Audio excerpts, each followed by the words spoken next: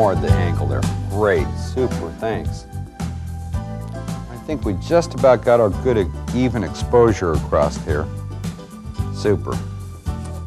As a photographer, whether I am making a picture for myself or for a client, I am always directly involved in the design process. Like all aspects of visual design, photographic design requires planning and decision-making. After I have an idea for a picture, I must look at my subject and decide what I want to emphasize, then plan on how to photograph it for maximum impact. In this program, we're going to explore what might be called the foundation of photographic design: camera choice, lens choice, framing, and selective focus. I call it camera vision. I have just completed a shot for a series of fashion photographs I'm working on, including these accessories. As you might expect, there were a number of decisions that had to be made before I was able to get this picture. But because I took the time to choose my tools carefully and make practical as well as creative choices, I am confident that I will get the results I want.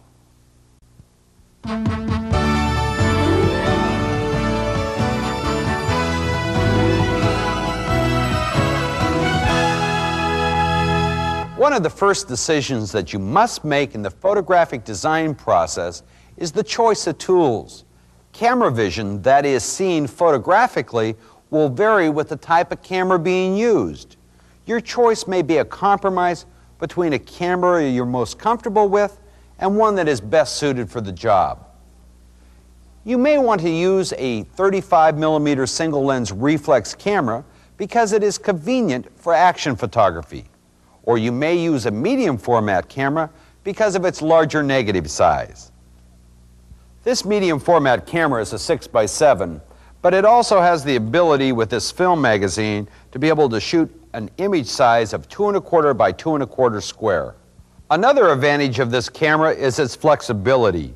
You can expose part of a roll in color, then exchange the film compartment and shoot more pictures in black and white. You may need both versions of the same photograph for different purposes. An excellent tool for the studio, especially product photography, is this view camera. It uses a 4x5-inch sheet film inside this film holder, which produces a negative that can be greatly enlarged. 16x20-inch or larger prints can be made without loss of image quality. The main advantage of the view camera is its ability to control the position and shape of objects on the ground glass through movements of the camera's front and back. These movements are just as useful for still life photographs as they are for architectural photographs. The view camera allows you to control the perspective of buildings and correct the distortion that you can get when using other types of cameras. The size of the film that the camera uses can be an important design consideration if your photographs are going to be greatly enlarged in their final form. When comparing the three film formats side by side, we can see that the smaller the negative, the more it must be enlarged to obtain a usable size. Like an 8x10-inch image, which might be required for a magazine illustration. An enlarged 35mm negative will often show visible grain and won't be as sharp as the larger formats. This may not be a problem if your photographs are destined for use in a magazine, but if the final result is going to be a poster or a mural, then you should consider a larger film format. Film formats have different proportions as well as different sizes. The 35mm picture is a longer rectangle than a 4x5-inch picture. Between the 35mm and the 4x5 cameras are several medium format cameras, which produce a variety of different image sizes with different proportions, including the popular 2¼ square format. The proportions of the film format, that is the shape of the format, will affect the way you compose your pictures. For example, a rectangular format stimulates our eye's movement inside the frame. Dynamic composition can be achieved without difficulty. The square format offers a unique design challenge. If not carefully composed, the photograph may appear static because its shape encourages our eyes to focus on the center of the picture. Therefore, design elements within the frame must be organized to increase the visual energy of the photograph. From the practical standpoint, the choice of camera and format may depend on the proportions of the photograph in its final content.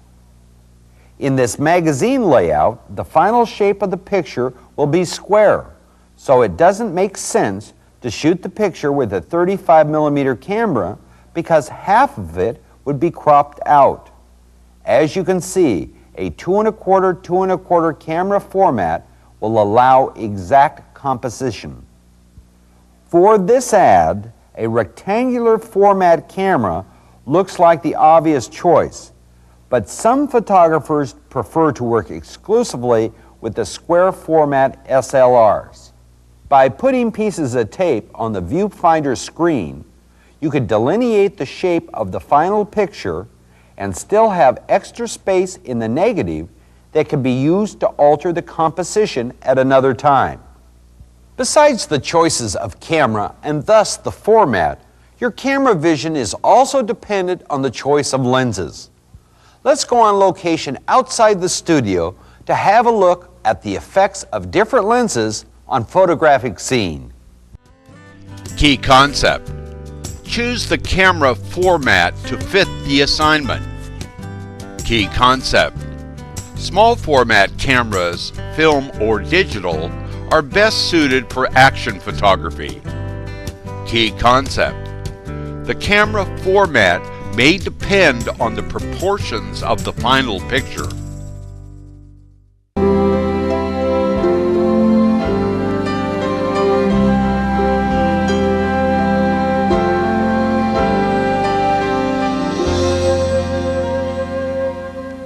The lens is often described by its focal length in millimeters, or by its relative focal length, normal, short, or long.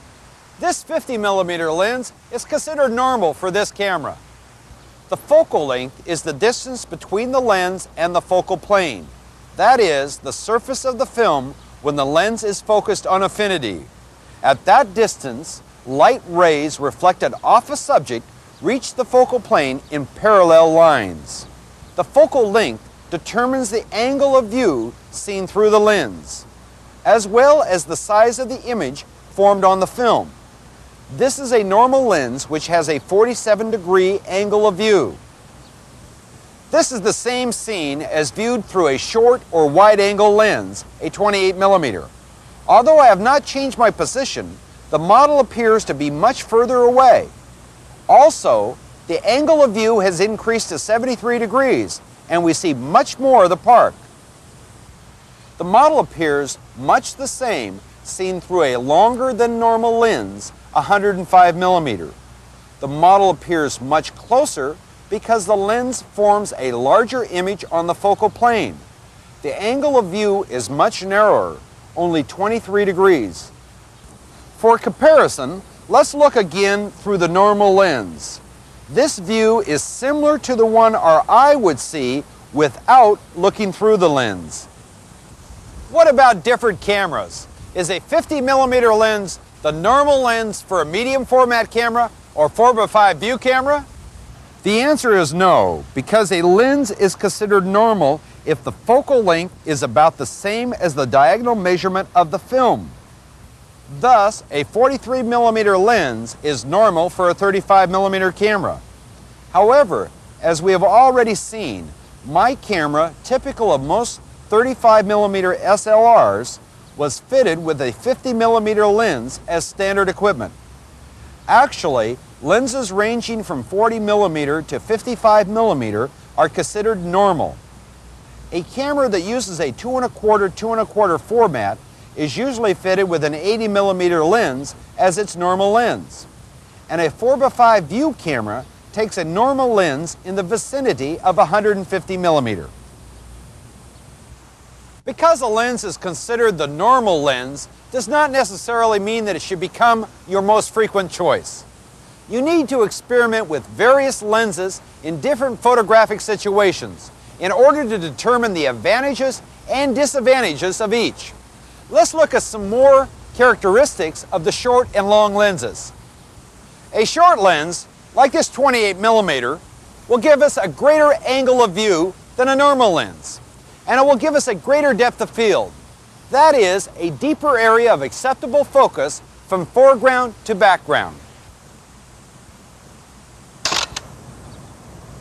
Although I have focused on the model, the foreground is in focus as well as the distant background. The extreme depth of field enhances the three-dimensional feeling of the picture, but this apparent depth of field can sometimes present problems in composition. In this picture, made from a different position, the lens has placed a very distracting background in focus. This characteristic of wide-angle lenses brings up an important point in regards to camera vision. Photographers must learn to see what's going on in the background elements. They must learn to neatly compress the chaotic three-dimensional world into a two-dimensional viewfinder. One simple technique that can be used to soften the effects of distracting backgrounds is the use of the aperture as the controller of the depth of field. This picture was shot at f/16, which maximizes the range of focus for this lens. But if we use the larger aperture, f2, we will greatly reduce the depth of field, throw the background out of focus, and make the foreground much easier to read. Another characteristic of short lenses that you should be aware of is distortion, both real and apparent. Real distortion is caused by thick pieces of glass used in the wide-angle lenses and is evident at the edge of the picture. Straight lines will appear curved near the outside of the frame. This effect becomes more pronounced on even shorter lenses. So if you use a wide-angle lens for architecture, for example, you should avoid placing verticals near the edges. The apparent distortion that frequently occurs with short lenses is one of perspective. Kelly, would you extend one of your legs, please? The wide-angle or short lens is capable of focusing very close to the subject, which causes this obvious distortion of perspective. The model's foot seems unnaturally large, while her body seems disproportionately small. If you switch to a longer lens, like this 105mm, you'll have to move further away from your subject to focus the image. Because of their narrow angle of view, long lenses can be used to draw attention to the important details of your scene. They also seem to compress space. Our model appears to be sitting much closer to the background than she does when we look at her with a normal lens, but the distance is the same. The 105mm lens is a good choice for the casual portrait situation like we have here, since the camera must be placed at a comfortable distance from the subject. Disadvantages of long lenses include their considerable bulk and weight. The longer they are, like this 200mm, the larger and heavier they get. If you have to handhold the camera and use a slow shutter speed, you may see evidence of camera movement. You'll probably need to shoot at 1/250th of a second or faster to avoid blurring the picture. Better yet, use a tripod. If you're not interested in collecting several different short and long lenses, you have the option of using one zoom lens, which incorporates a variety of focal lengths from short to long. The main advantage of the zoom lens is that without changing your position, you can alter the framing of your subject in order to dramatically change the composition of your picture. The disadvantages of zoom lenses include its greater size and weight. This 35 to 135mm zoom is larger and heavier than my 105 millimeter lens, and the image quality may not be as high as individual lenses because the zoom lens needs several more glass elements which can soften the image. What angle of view do you want? How much depth of field do you need? How do you handle distortion or compression of space? You simply must experiment with several lenses, learn their idiosyncrasies, and you'll soon appreciate the range of options they provide. Key concept. Camera lenses can be described as short, normal, and long. Key concept. Wide-angle lenses have a wide angle of view. Long lenses have a narrow angle of view. Key concept. The normal lens for a 35mm format camera is from 40 to 55 millimeters.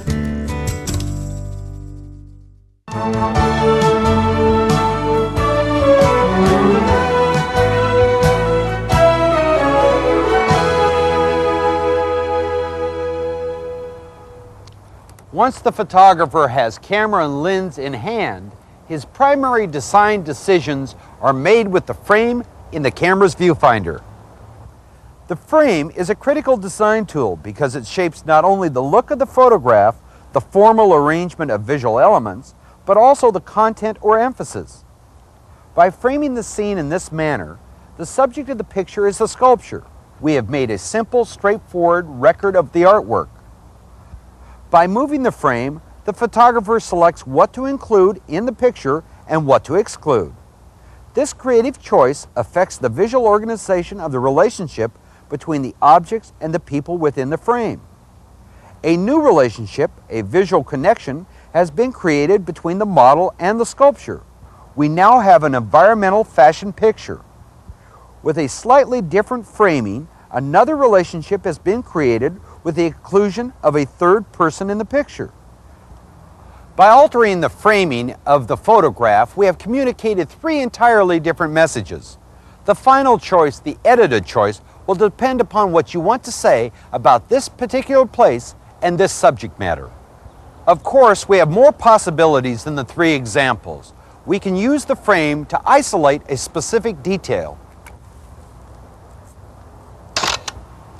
For example, we may want to frame only the model, cropping out the background, to draw the attention to the dress, which is what our client is interested in promoting.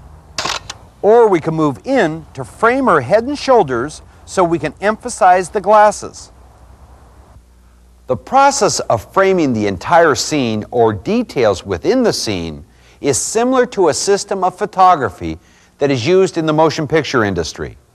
Camera shots are identified by how much of an average-sized person they include. A wide shot shows my entire figure with enough space at the top and the bottom that I don't appear cramped. A medium shot shows me from the waist to above the head. A close-up shows only my head and shoulders. An extreme close-up focuses on just a small portion of my head and can be used for dramatic effect. This cinematic version of framing can be adapted to the needs of the still photographer, especially when planning a series of photographs. We've looked at how the frame can be used to focus on details within a scene and how it creates a relationship between the objects that it surrounds. Now I'd like to illustrate in a studio situation how critical the frame is in determining the formal organization, the design of photographs. In this picture, the frame includes some blank space around the shoes, which draws our attention to their shapes. This is an example of what is called closed form, because the outline of the subject is emphasized. But when we move the frame in and crop into the shoes, we have an entirely different kind of picture. It does not say shoes as much as it simply says line and color. This is an example of open form because we know the object continues beyond the frame. Let's look at another example of how the frame can be used to enhance the subject matter. In this photograph, made with a normal lens, we first see the model's dress. Eventually, we are drawn to her handbag. While in this picture, made with a long lens, we have cropped out the edge of the dress so the handbag dominates. The dress has been abstracted. Its color and texture become its most important feature. In these framing examples, we have either looked at the subject while standing in one spot, or we've moved directly towards the subject from our original position. Of course, for every situation, there may be an infinite number of photographic angles possible. Key concept. A wide shot refers to the framing of the photograph. Key concept. Experiment with both closed and open forms.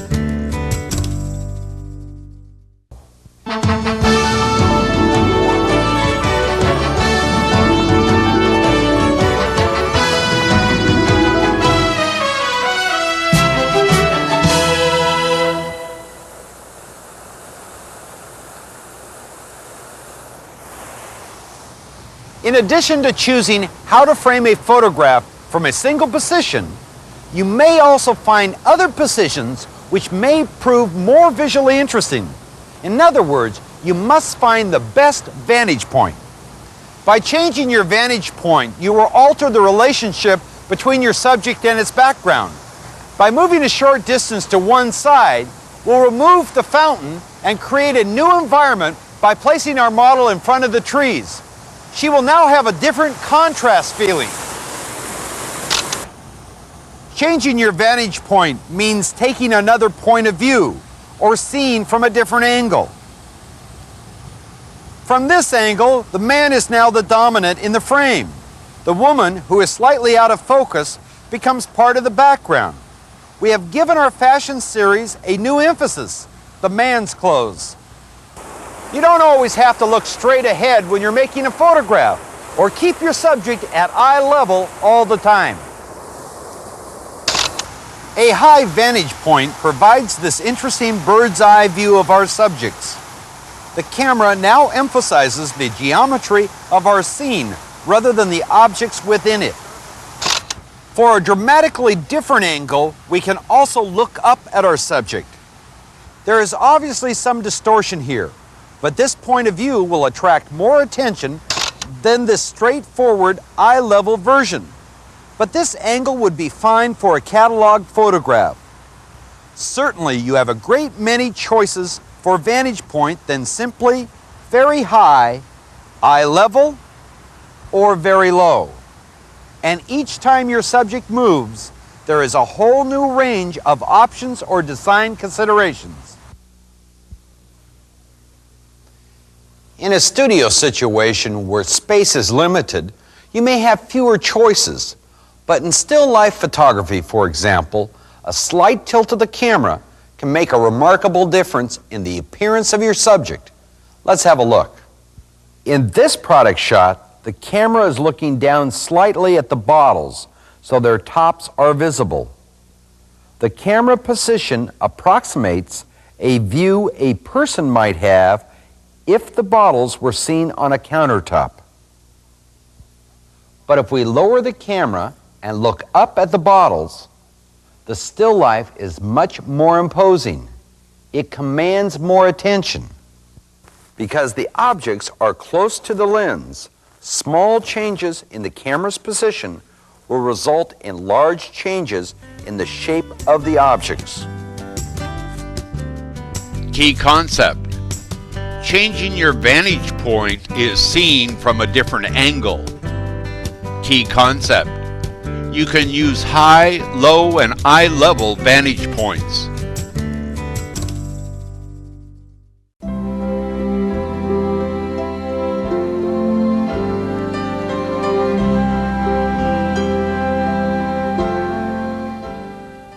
When you're photographing a group of identical objects, which cover the entire picture area, you have a couple of options. You can either maximize the depth of field by using a small aperture, or you can limit the depth of field with a large aperture and create a narrow band of focus. In this case, it does not make much sense to use a shallow depth of field to selectively focus on a portion of the bottles. Our eyes want to follow the lines from foreground to background, but they are held in the area that's sharp. But if we use a small aperture and focus about 1/3 of the way into the still life, we are able to achieve maximum depth of field. The result is more pleasing to the eye, which can now easily move over the bottles. On the other hand, limited focus can be used to advantage when you want to draw the eye to a particular object or a group of objects. Selective focus draws our attention to the foreground bottles and separates them from the others. By throwing part of the picture out of focus, we've created a good background for advertising copy. The type can easily be read over the indistinct bottles. If the entire picture is put into focus, the copy becomes more difficult to read because the background bottles compete for the attention of our eye. However, increasing the depth of field increases the impression of three-dimensional space in our two-dimensional picture. Selective focus can be used to create an impression of depth and draw the eye into the background, or it can help flatten space and keep the eye in a particular area. The latter usage is especially helpful when you're working on location with distracting backgrounds. In this situation, I must solve the design problems of various colors, irregular shapes, and movement behind the model. In this picture, with its great depth of field, the busy background competes with the model for visual attention. But if I use a larger aperture for a shallower depth of field, I can blur the background and draw more attention to my subject, the fashion. As we have seen, camera vision involves many choices. Of course, each decision in the photographic design process brings with it a great many ramifications. If you choose to work with a 35mm camera, how will that decision affect the practical and aesthetic matters all the way down the line, from the conception of your photograph to the final content? You should not let this decision-making process frustrate you. This is the area you can be the most creative. By experimenting with various cameras and lenses, with different ways of looking at your subjects and different methods of controlling the images you see, you will become more aware of your creative options. And the more you photograph, the more comfortable you'll become with certain ways of working. That's fine, but don't ignore new methods simply because they are unfamiliar. They may just help you improve your camera vision. Key concept. Selective focus can create an impression of depth. Key concept. Selective focus can flatten space to keep the eye in a particular area.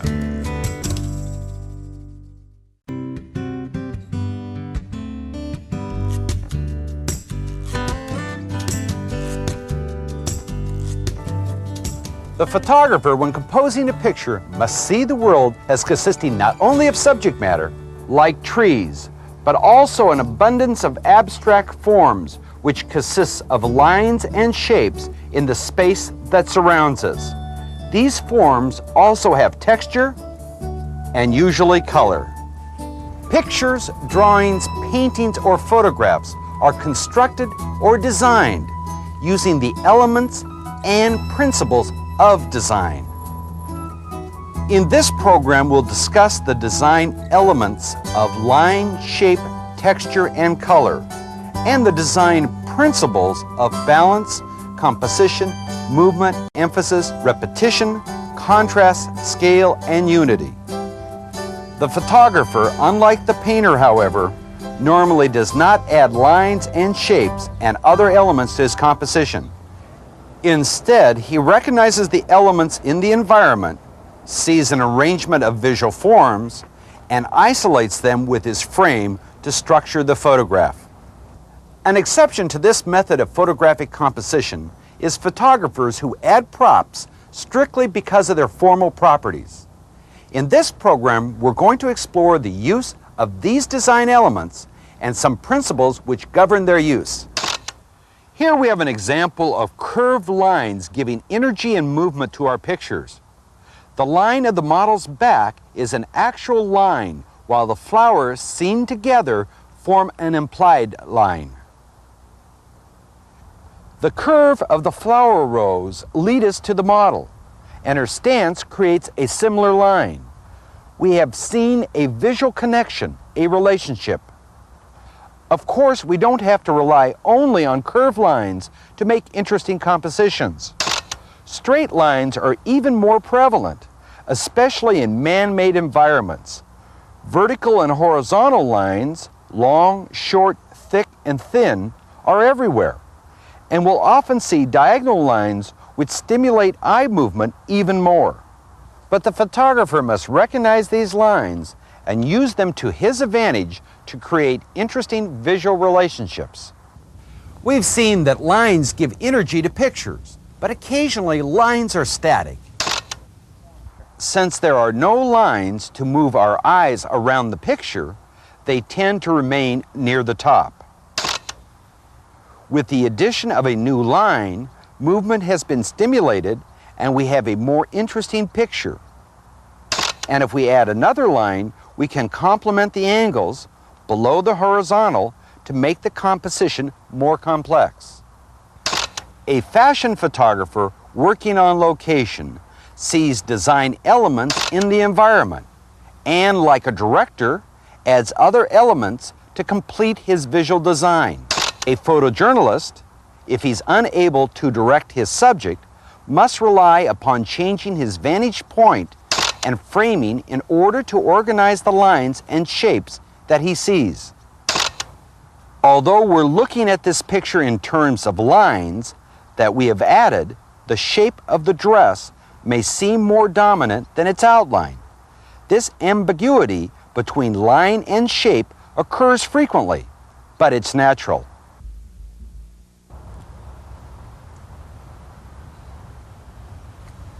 Some people have a tendency to see shapes in their field of vision more easily than they see lines. It doesn't really matter. What's important is that photographers learn to perceive their subject matter in terms of abstract forms. Here we have an example of rectangular shapes forming the structure of our composition. As you can imagine, there are as many different shapes as there are lines to make them. Besides rectilinear, curvilinear, and other geometric shapes, we are surrounded by irregular shapes of all kinds. In this photograph, shapes have become the structural element of the composition. We see lines certainly, but the shapes dominate the composition. The photographer, by changing his vantage point or the focus of the picture, has much creative freedom. He can choose from a great many possibilities in his environment to make compelling photographic compositions. The challenge for the photographer, like all designers, is to make the proper judgments about the visual juxtaposition he sees. He must organize hard and soft lines, rough and smooth textures, or cold and warm colors into photographs which clearly communicate his message, whether it concerns advertising, news, or fine art. Space, what we see and feel around us at all times, is defined as the intuitive three-dimensional field of everyday experience. Space is selective and variable. In a small room like this, you may think you need more of it. In an open area like this, there seems to be ample space. We can determine depth in space because of our binocular vision. Each eye sees a slightly different two-dimensional view of an object. Our brain combines the two flat views into a single three-dimensional stereoscopic view of the world. We can thus place objects in our view in relative positions in space. The camera, however, is like a single eye and only sees the world as two-dimensional. Because the camera flattens space, we must avoid making this common mistake. The statue, even though we know it is much further away, appears to be standing on the shoulder of the model. Therefore, the photographer must carefully scan the background in order to avoid unwanted juxtaposition. In photographs, we can only achieve the illusion of depth by careful arrangement of visual elements on the picture plane, which is the two-dimensional surface of the viewfinder. In this example, the three-dimensional illusion was enhanced by the placement of one of the models in the near foreground, seemingly closer to the viewer. Without the foreground element, it is difficult to determine how far away the other model is standing. The feeling of apparent depth has been lost. The illusion of depth on the picture plane can also be created by using the same visual technique that is used in perspective drawings. The converging lines give us a feeling of receding space, the illusion of three dimensions. It looks as though we could walk right into the picture, which after all still has only two dimensions, height and width. If we remove the converging lines, the feeling of depth is greatly reduced, although there seems to be more space around the model. There is still one point of reference remaining that helps us see the depth in the picture, the horizon line, which is common to our everyday experience. The horizon line creates this foreground space, which makes us feel as though we could walk into the picture. If we lower the horizon line, we remove the foreground space. The picture now seems much flatter. Our eye tends to stay on the surface of the picture instead of being drawn into it. The photographer can also use his camera to increase or decrease the illusion of deep space in his photographs. With our lens set at a small aperture, we move past the front model to the model in the background. But if the lens is set at a large aperture, creating a short depth of field, our eyes will stay in the foreground. There is another area where space plays an important role in the photographic design. This picture appears to be abstract. We see no evidence of recognizable objects. It is pure form. However, if elements of space are introduced, we begin to place the form, which we now see as a skirt, in the real world. Our abstract photograph has been transformed into a representational one. Cameras, because they record precise visual information, are better suited in making representational or realistic views of the world rather than abstract pictures. Nevertheless, we've seen that the photographer must add his creative eye to the camera in order to make photographs that convincingly portray the space that surrounds us. Another design element that plays an important role in composition is texture. It's the visual equivalent to the sense of touch. The texture of surfaces are usually described as being smooth or rough, or by other words that approximate what they feel like, silky or knobby. When we look at the wall, we know that it has a rough texture and that our model's skin is smooth. But because of this flat lighting, the photograph does not communicate roughness or smoothness. In order to visually describe the texture of a surface, we must use a directional light that is almost parallel to the surface. Here the sun is just grazing the surface, emphasizing the peaks and valleys and communicating texture. Now we can feel in a visual sense the roughness of the wall, and contrasted to the rough texture, our model's skin looks very smooth. The final design element that we're going to look at is color, which is more complex and has more variations than any of the other elements that we have considered. Color is described in terms of its three perceptual dimensions: Hue, lightness, and saturation. The hue is the pure state of color and indicates its place on the visible spectrum. Hues have the familiar names of red, yellow, green, blue, and so on. The photographer is concerned with hue because of the way it can be contrasted. For example, if we contrast a warm color like red or yellow against a cool color like blue or green, the effect is striking. In this case, the red dress appears to advance towards the camera while the blue dress appears to recede. The significance of hue contrast becomes evident when you must determine the positions of colors in your composition. Which should come forward, which should recede. Color perceptions and color control require experience. The dimension of value is the relative lightness or darkness of a color. Every hue has a range of progressively lighter or darker values, which extend in opposite directions from a middle value. The middle value of the color is equivalent to the middle gray of the gray scale that ranges from pure white to pure black. The lighter values of any color or gray will reflect more light than the darker values in proportion to their lightness or darkness. This is important to remember because reflected types of light meters, which are balanced for middle gray, will incorrectly measure the reflectance of light or dark values.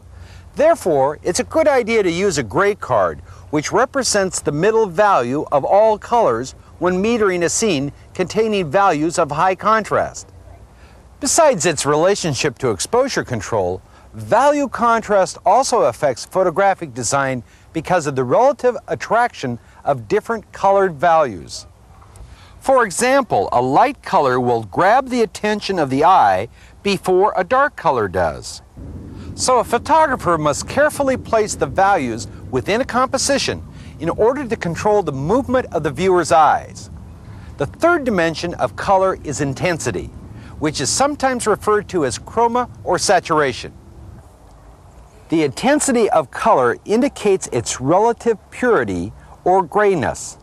This magenta ranges from weak or grayish to strong or pure without any gray. Magenta and orange are colors of high intensity, while pink and beige, which contain more gray, are colors of low intensity. Although a technical knowledge of color dimensions is vital to the art and science of color design, photographers normally develop an intuitive understanding of color. By careful observation of their surroundings, they learn which colors advance and which recede, how light affects the values of colors, and how to balance colors in their photographic compositions.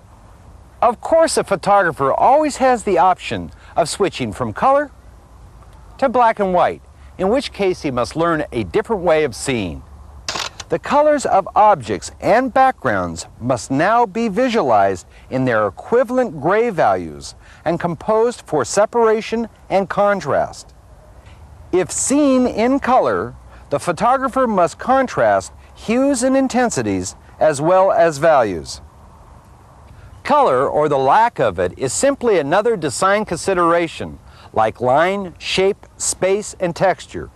The observant photographer sees them, isolates them, and gives them formal coherence in his viewfinder.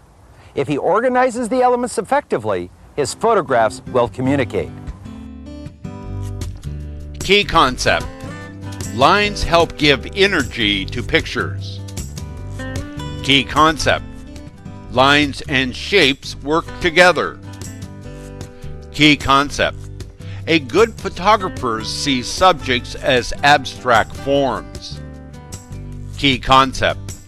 Changing your vantage point or focus will add new dimensions to shapes and lines. Key concept. Depth in a photograph is determined by space. Key concept. All photographs are two-dimensional. Key concept. The correct use of light will help bring out texture. Key concept. There are three properties to designing with color: hue, value, and chroma.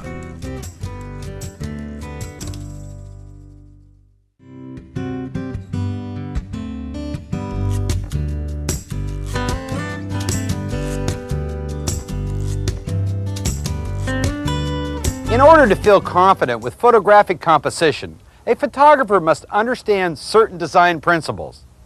The thoughtful organization of any picture is dependent not only on recognition of the design elements, but also the forces that affect them.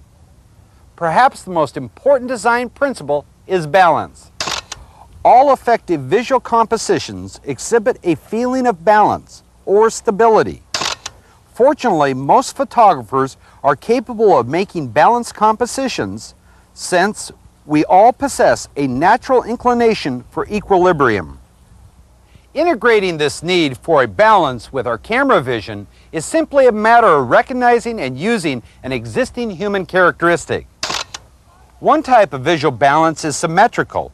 It exists when each side of the composition, divided in the center, is a mirror image of the other. All of the visual weights on one side of the picture reflect those on the other side. We have equilibrium. However, symmetrical balance is tenuous and can be lost easily. For example, different colors have different visual weights. The composition no longer feels balanced. Lighting can also affect the stability of our picture. In this flat light, the picture is symmetrical, but if the sun comes out, dark shadows are created on the side of the picture. The shadows add more visual weight to that side and throws the picture out of balance. Of course, we don't have to accept an unbalanced picture if we can't find a symmetrical arrangement. We simply look for or create an asymmetrical balance. Although the picture lacks symmetry, it is still balanced because the visual weight of the umbrella now counteracts the weight of the shadows. In fact, this asymmetrical version has more energy than our original symmetrical composition, which tends to be static since the eye does not easily move around the frame. We are compelled to fixate on the umbrella in the center. Most photographs we make are going to be asymmetrical composition, simply because there's not much uniformity in the world. Achieving balance is a creative challenge.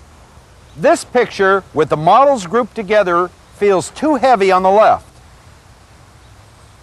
By positioning our male model on the right side of the frame, we'll balance the composition and create an interesting relationship between the models and the fashions.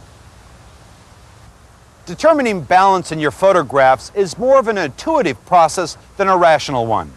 It does require that you try different arrangements or framings of a subject and different vantage points. Ultimately, you must evaluate your results and decide intuitively which one feels best. There are, however, rational methods of composition that should be mentioned. The most common is based on the golden mean, a system of proportions devised by the ancient Greeks.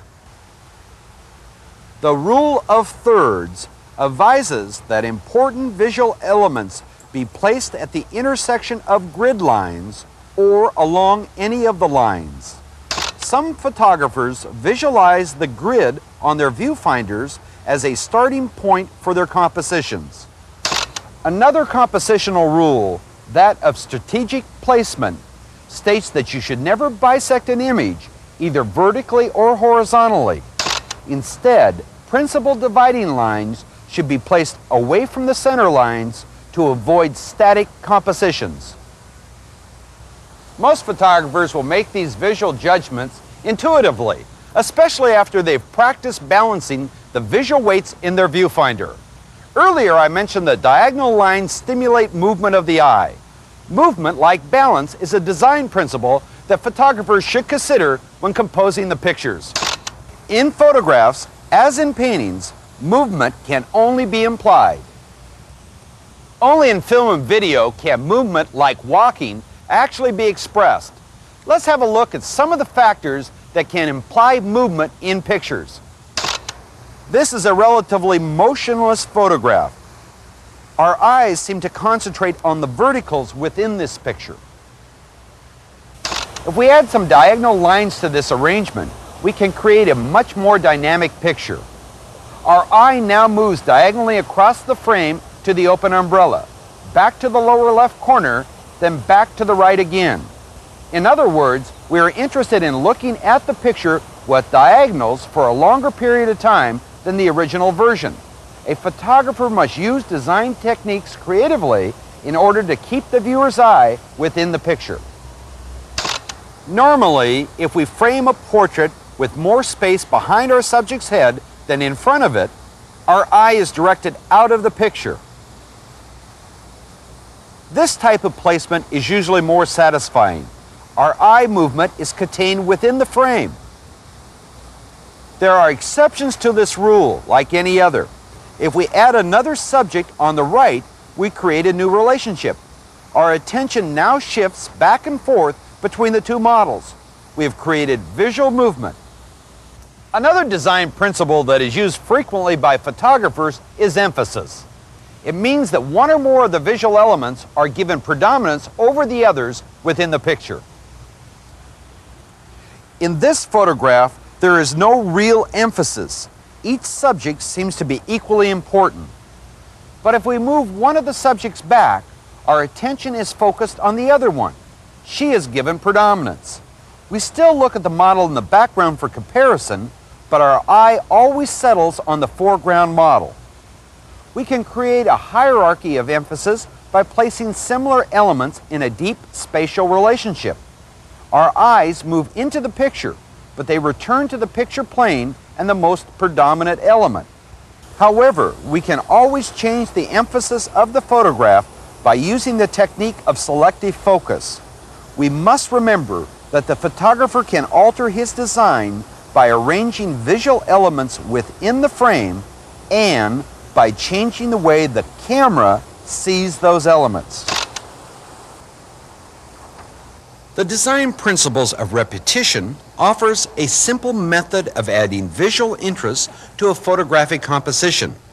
However, if design elements are repeated endlessly, repetition can easily become redundant. Without any other element to focus on, we look only at the horizontal pattern that soon becomes dull. One solution is to include a similar element that gives our eye some visual relief from the repeated elements. Another option is to add a dissimilar element that contrasts with the original motif in order to create some variety. This brings us to the design principle of contrast. Earlier we discussed various examples of color contrast and their effects on composition. We see it again here. In fact, any design elements can be contrasted with different examples of its type to form compelling visual relationships. For example, straight lines and curved lines, rectilinear shapes and curvilinear shapes, or rough and smooth textures. Contrast plays an important role in another design principle, that of scale. The scale of an object, its relative size, can only be determined by the juxtaposition with another object. Without any familiar reference points, it is difficult to determine the actual size of this truck. With the addition of a second element, we understand the proportions. Scale is of particular interest to architectural photographers who must visually communicate the dimensions of a structure. A viewer looking at this photograph may have trouble understanding the size of the building until we add a human figure. If we assume the figure is about 6 foot tall, we can make a rough approximation of the height of the structure. Our final design principle is one that encompasses all of our discussion in this program.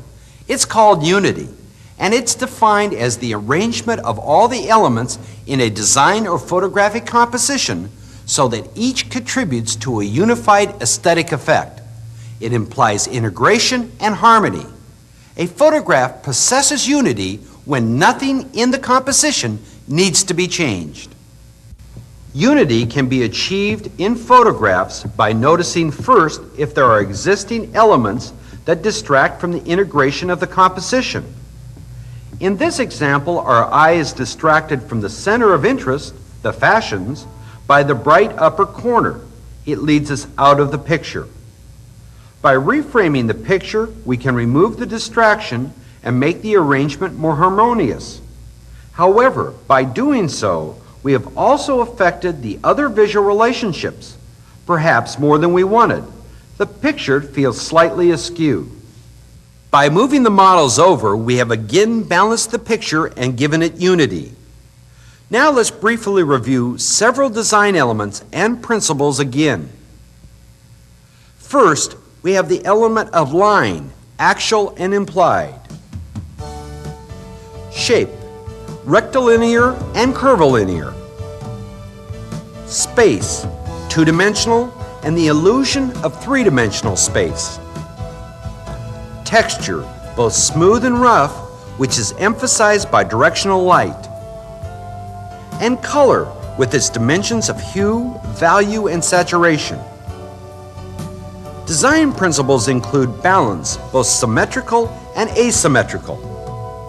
Movement, emphasis, contrast, scale, and unity, which means the harmonious integration of all parts of your photograph.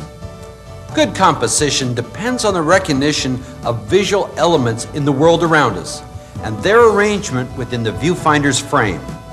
Finally, the content of the picture, the message, will determine the most effective composition. If the photograph communicates clearly and forcefully, then it is properly composed. Key concept.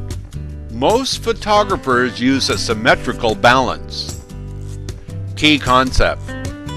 Movement can be applied by adding lines. Key concept. Photographic repetition can become redundant. Key concept. Unity implies integration and harmony.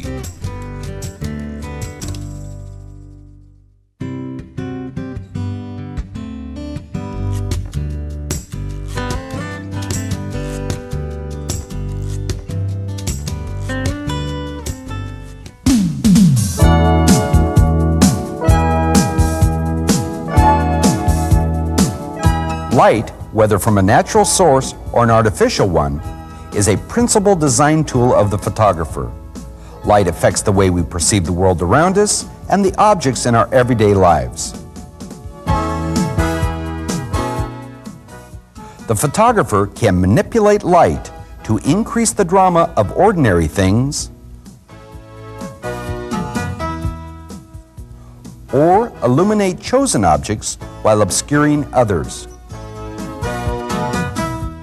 The photographer can use light to affect the color relationships of objects in his picture and thus change our perception of the colors and our emotional response to them. In this program, we're going to look at a variety of ways a photographer can use light creatively in photographic design. And since color is so closely associated with light, our perception of color changes as the light changes. We will also discuss some of the psychological and aesthetic aspects of color. In our exploration of light in color, we'll be looking at examples of light direction, light quality, controlling light and color, and the psychology of color, both in the studio, where the photographer is in complete control, and outdoors, where we must adapt to the existing quality of light.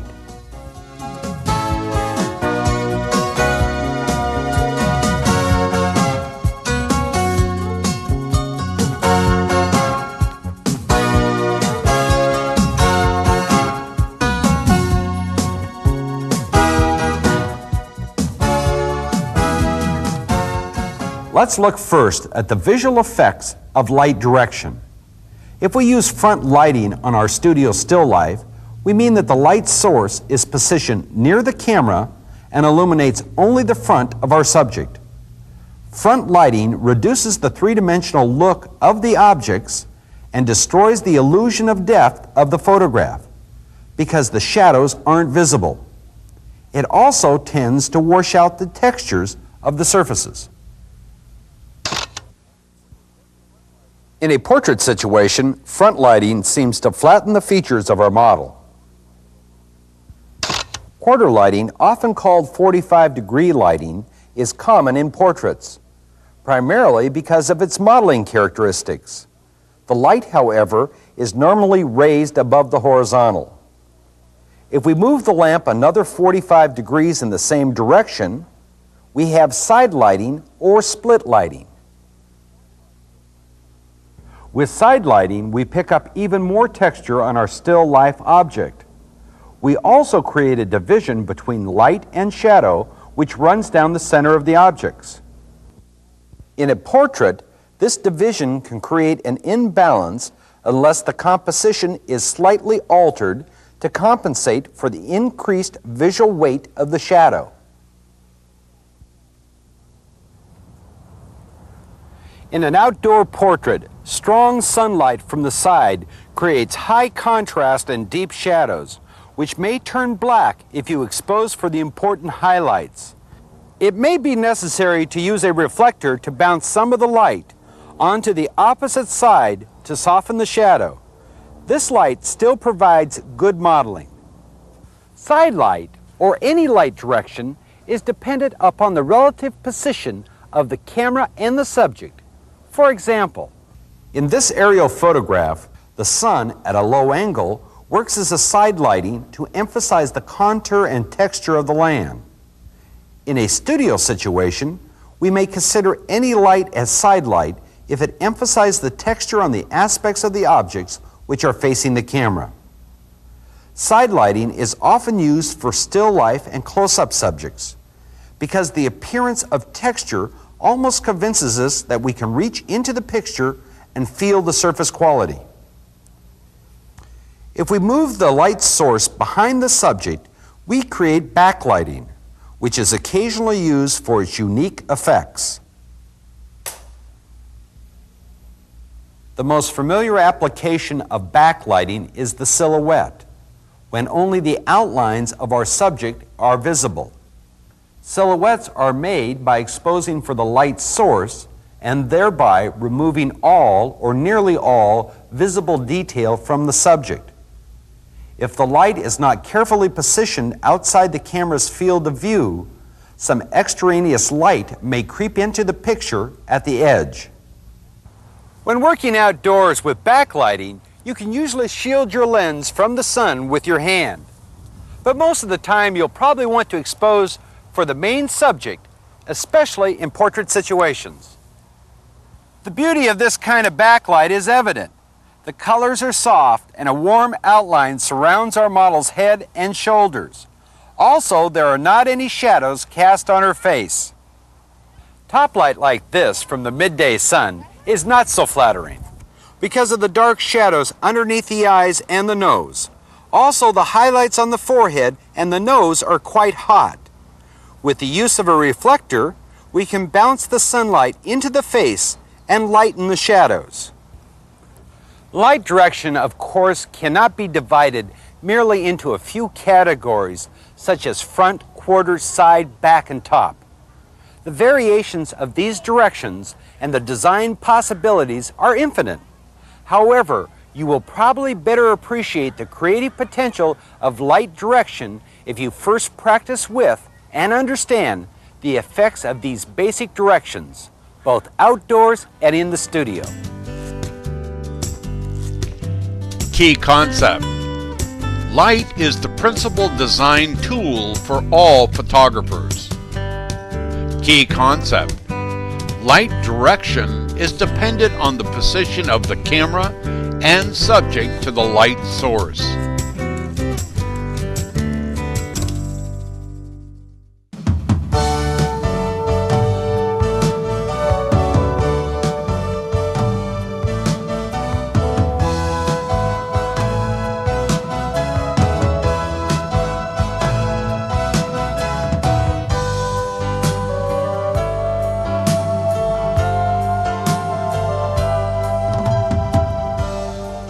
When we speak of the mood of a photograph, we are actually referring to the quality of light in the picture. Light quality is primarily determined by the size of the light source. Bright sun is considered a small source and produces what is called a hard lighting or direct lighting. The main characteristic of hard lighting is that it casts dark, distinctly outlined shadows. The shadows also give us a clear indication of the light's direction. Hard lighting, because of its well-defined shadows, creates many small, bright highlights on glossy textured surfaces like water or even apples and oranges. In the studio, the spotlight serves as the small source. In addition to being the best type of light to use if you want to accentuate texture, it also is the choice for maximum color contrast. Hard lighting will make the red and the orange as brilliant as they can be. The appearance of objects and their shadows change constantly when the light is directional yet diffused. Like the quality of light from a window, provided no sun comes through. This directional, diffused, or medium source light produces medium-sized highlights. Its shadows are lighter and have softer edges. If you want to work with artificial light, you can produce directional diffused lighting with a large reflector which simulates a medium source of a window. This type of light has good modeling characteristics, so it is often used for studio portraits. Outdoors, you can find a similar light quality when the sun filters through thin clouds. Although the sunlight is softened, the effect is usually transitory. You simply cannot control the movement of the clouds. When we compare hard lighting and directional diffuse lighting side by side, the differences between the highlights and the shadows become evident. A complete gray cloudy sky serves as a large source and gives a flat or fully diffused light quality. The sunlight is spread over the entire sky, filtered through the heavy cloud cover, and is reflected off a multitude of surfaces. What we see are very light shadows, almost non-existent, with very soft edges. The highlights, though large in area, are not strong. Flat, fully diffused light seems to wrap around our model. It softens the facial features and smooths the complexion by removing the shadows. Color contrast is very low under this kind of light, and many colors are quite dull, so only the brightest colors are going to stand out. These overcast skies are perfect for photographing shiny objects like automobiles because the reflections are soft and easy to look at. In the studio, flat lighting can be duplicated by bouncing light off of walls or shining it through translucent material. Using very soft filtered light on the studio still life will reduce the glare from the reflections and make the silverware more attractive. A thorough understanding of the practical effects of light direction and the various qualities of different light sources is a requirement for any advanced photographer. More important is the ability to control light.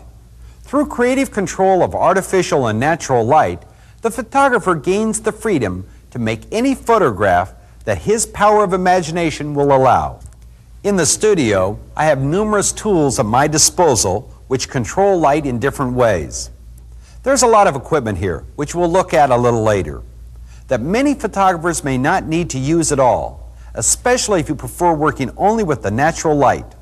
So let's go outside and see if we really do have any controls over the existing light from the sun.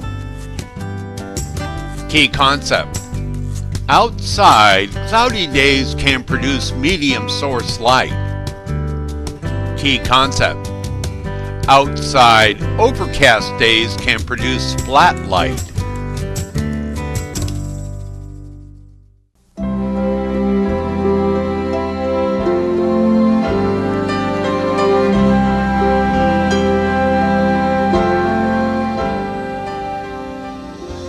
Perhaps the natural light photographer does not control light as much as he appreciates the effects of different light's directions and qualities, and takes advantage of what each has to offer.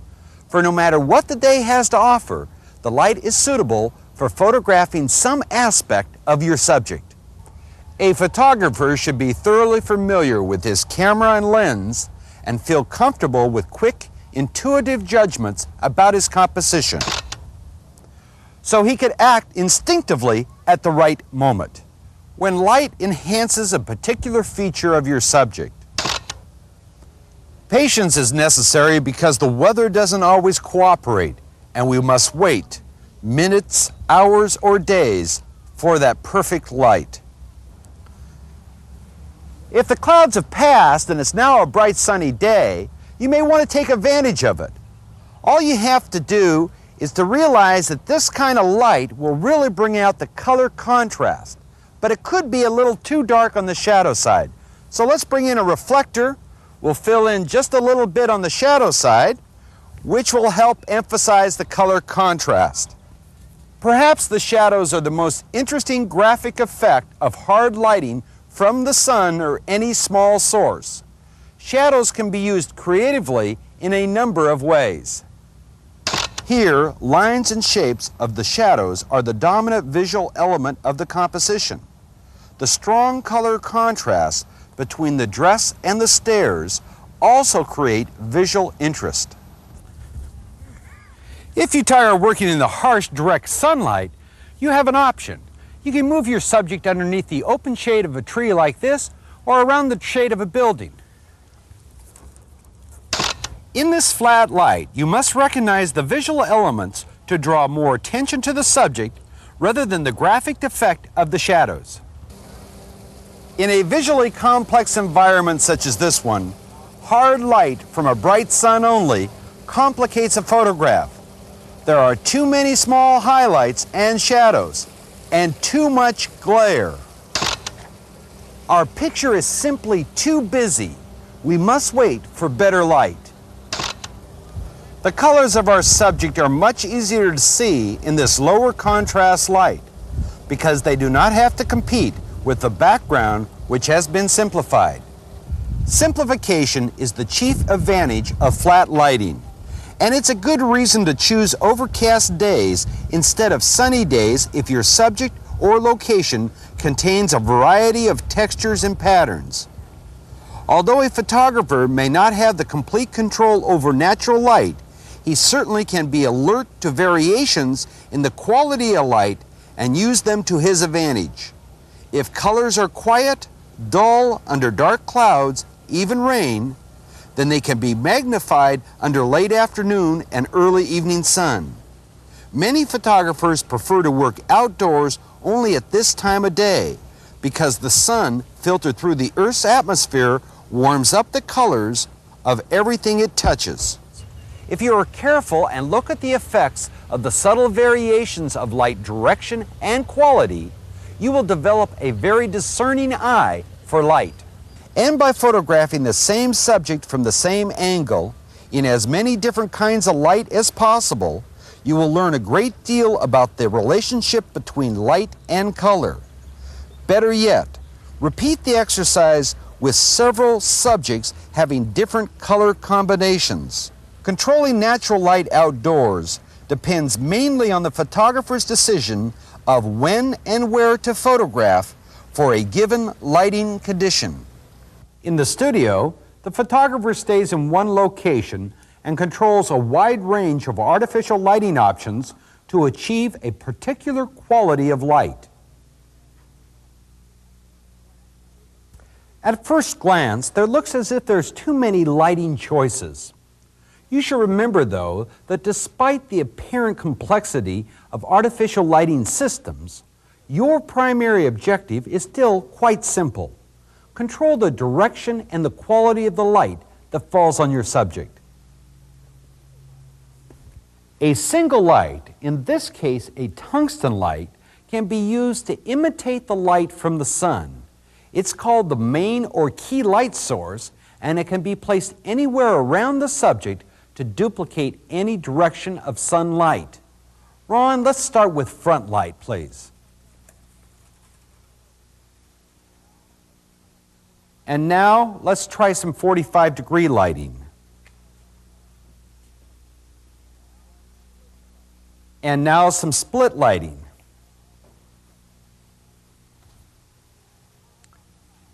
And how about some top lighting?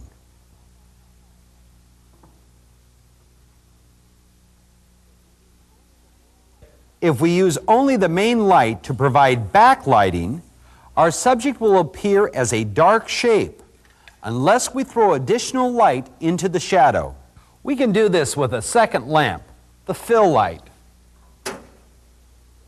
It simulates the ambient light found outdoors that is reflected onto the subject by the surrounding environment. The fill light is always positioned close to the camera so that a second shadow remains hidden from view. This conforms to our understanding of sunlight, which produces a single shadow. Our main light, the artificial sun, is closer to the subject and brighter. If for some reason you don't have a fill light source available, we can use a white card as we did outdoors. The reflector bounces light from the main source onto the shadow side of our model's face. Obviously, there are much more complex lighting arrangements. Lights can be added to achieve any specific effect. For example, a small spotlight can be set up behind the model to emphasize the texture and sheen of her hair, or a small floodlight can be hidden behind the subject and directed directly on the background to illuminate the background. But all lighting setups are just variations of the most basic one. Main light, the principal illumination, which represents the sun, and the fill light, which modifies the shadow and represents natural ambient light. Perhaps the best advice is to start with the most simple lighting system. Discover the design possibilities of one or two lights before moving on to more complex setups. One simple tool for controlling your lighting are these barn doors. They help direct light away from the areas of your picture that we wish to keep in shadow. Another controlling device is this diffuser, which clips onto the light. As its name suggests, it can change the hard, direct light of our tungsten light into a directional, diffused light source. For an even more diffused light, it is necessary to spread the light from the source over a larger area. That is what a white umbrella attached to a lamp can do. Or these light banks, or soft boxes, which produce a very soft, flattering light. These lights are very popular with fashion and product photographers who prefer diffuse lighting rather than strong, directional lighting. Light also can be controlled in the studio by using sources of different types. Photofloods, which are the cheapest and easiest to use, generate heat and change the color of their light as they get older. Quartz halogen lights are more expensive.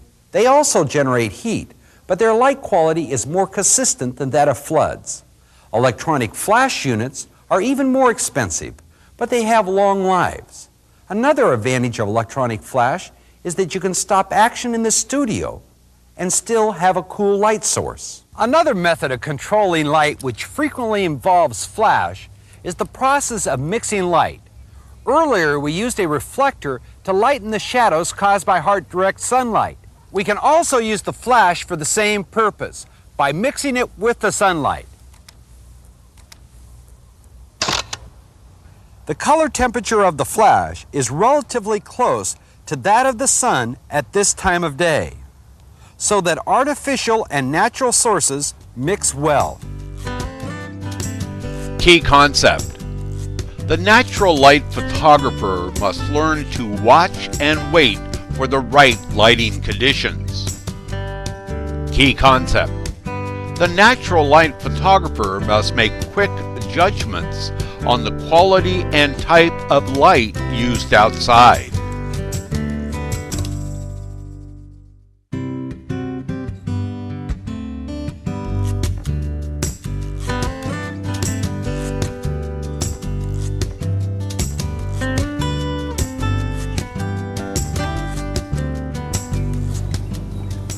Photographers who are interested in designing photographs that communicate persuasively should be aware of the psychological impact of the colors they choose.